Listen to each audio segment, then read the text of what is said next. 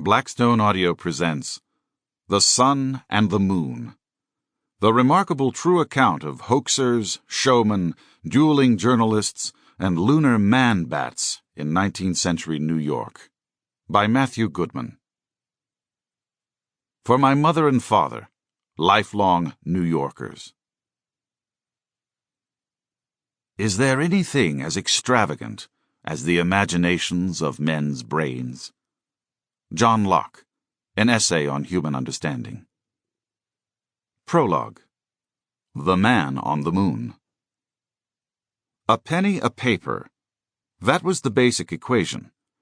It was a penny a paper that brought the boys out this August morning before sunrise, as it did every morning, rousing them from the old crates and battered tin kettles and hogsheads still smelling of ale, from under staircases and above steam gratings, and inside the backs of open wagons, out from New York's hidden places. 4 or 5 hours of sleep, cramped and anxious, the sort of night that can make even a 13-year-old feel ragged. Blinking in the yellow flicker of the oil lamps, the boys brushed traces of coal ash and wood shavings from their trousers, stretched and groaned, and tried to remember the night before. Papers sold during the day had given them pennies for the night. The coppers they tossed down for butter cakes in the cellar room at Buttercake Dick's.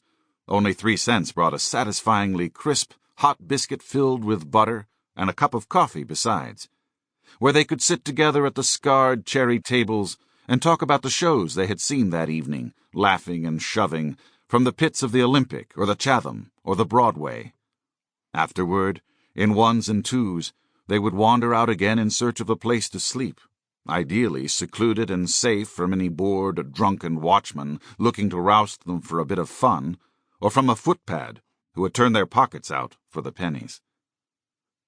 Drowsily the boys navigated the crooked Dutch lanes that wound up from the Battery, where the high stone counting-houses crowded the sidewalks, and where even now the new Merchants' Exchange was rising on Wall Street, its white marble columns glowing pale in the dawn.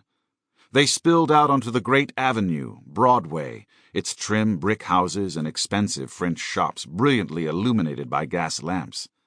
From all over the city, they came to the corner of Spruce and Nassau Streets, converging on the offices of the Sun, where they gathered to await that morning's papers.